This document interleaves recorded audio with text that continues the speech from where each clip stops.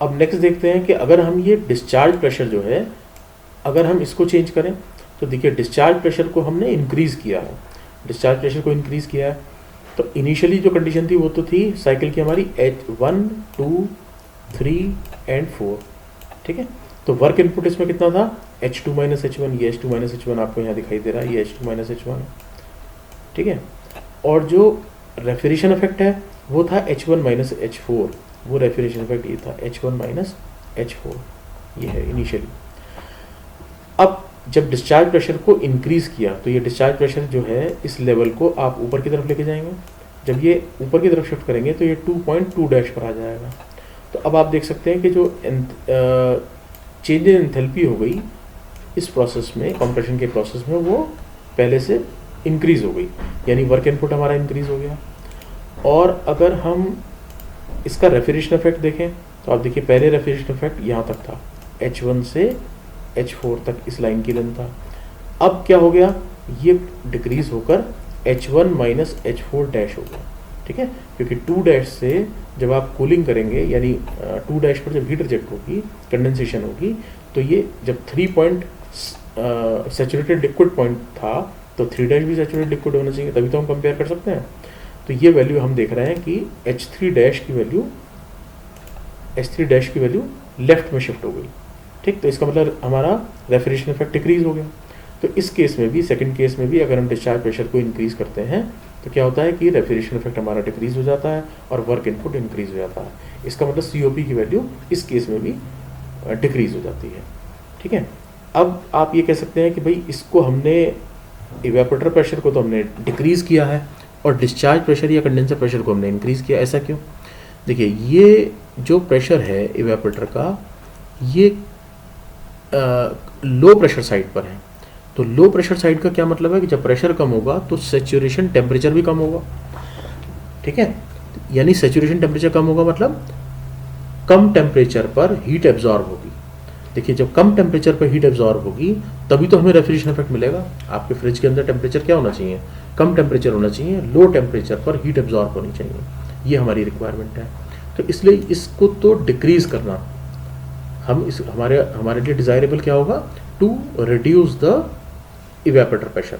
अगर हम चाहते हैं कि कम टेम्परेचर पर रेफ्रिजरेंट जो है वो अपनी फेस चेंज करे, तो इसलिए हमने इसको डिक्रीज किया, ठीक है। इसको इंक्रीज नहीं करेंगे, इसको हम डिक्रीज करना चाहते हैं, ठीक। और इसी तरह से अगर आप यहाँ पर देखेंगे तो ये प्रेशर जो है, यहाँ पर हीट क्यों रिजेक्ट हो रही है कि प्रेशर की वैल्यू हाई है।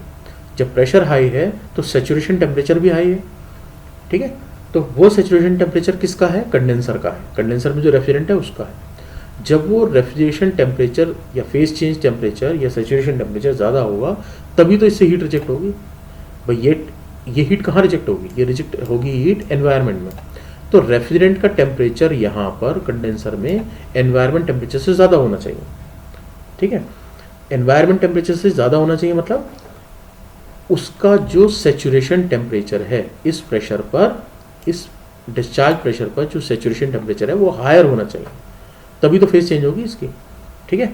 तो इसलिए हमने इस प्रेशर को, डिस्चार्ज प्रेशर को इंक्रीज किया है, इसको डिक्रीज नहीं किया, ठीक है। तो ये हमने देख लिया कि ये डिस्चार्ज प्रेशर अगर आप इंक्रीज करेंगे तो COP की वैल्यू कम हो जाएगी और सक्शन प्रेशर को डिक्रीज करेंगे तो भी वैल्यू कम हो जाएगी, ठीक है। तो इनको हम एक ऑप्टिमम लेवल पर ही रख सकते हैं, ठीक है। इससे ज़्यादा इनको इंक्रीज डिक्रीज करेंगे तो उससे हमें कोई बेनिफिट नहीं होगा, ठीक है। तो ये इसका है effect of change in suction and discharge pressure, ठीक है। तो ये आपको अब समझ में आ गया होगा। अगर आप एक बार इसमें यहाँ पर देखना चाहते हैं तो यहाँ भी मैं आपको बता देता हूँ। आप देखिए ये जो कंडेंसर वाला पोर्शन है ये है हमारे फ्रिज का वो पोर्शन जो हीट रिजेक्ट करता है एनवायरनमेंट में। तो एनवायरनमेंट में रिजेक्ट करने के लिए क्या होना चाहिए, इस रेफ्रिजरेंट का टेम्परेचर जो कंडेंसर से पास हो रहा है एनवायरनमेंट टेम्परेचर से ज़्यादा होना चाहिए, ठीक है। इसीलिए ये हाई प्रेशर साइड पर है।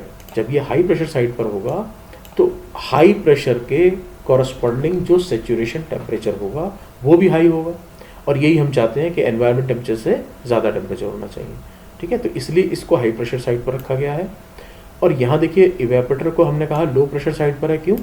क्योंकि जब ये प्रेशर इसका लो प्रेशर होगा तो उसके कॉरस्पॉन्डिंग जो सैचुरेशन टेम्परेचर है वो भी कम होगा और कम टेम्परेचर पर ये हीट एब्जॉर्ब करेगा, ठीक है। तो यही हमारी रिक्वायरमेंट है कि ये लो टेम्परेचर पे हीट एब्जॉर्ब करे। ठीक है, रेफ्रिजरेटर का वर्क ही ये है कि वो लो टेम्परेचर से हाई टेम्परेचर हीट ट्रांसफ़र करता है। ठीक, तो ये दोनों आपने देख लिया कि इवेपोरेटर हमारा लो प्रेशर पर क्यों होता है और कंडेंसर जो है वो हाई प्रेशर पर क्यों होता है। तो इसको समझ लीजिए। ठीक है, ये हमारा वेपर कंप्रेशन रेफ्रिजरेशन सिस्टम है। एक दो बार इस वीडियो को दोबारा देख लीजिए तो आपको सारी चीज़ें क्लियर हो जाएंगी।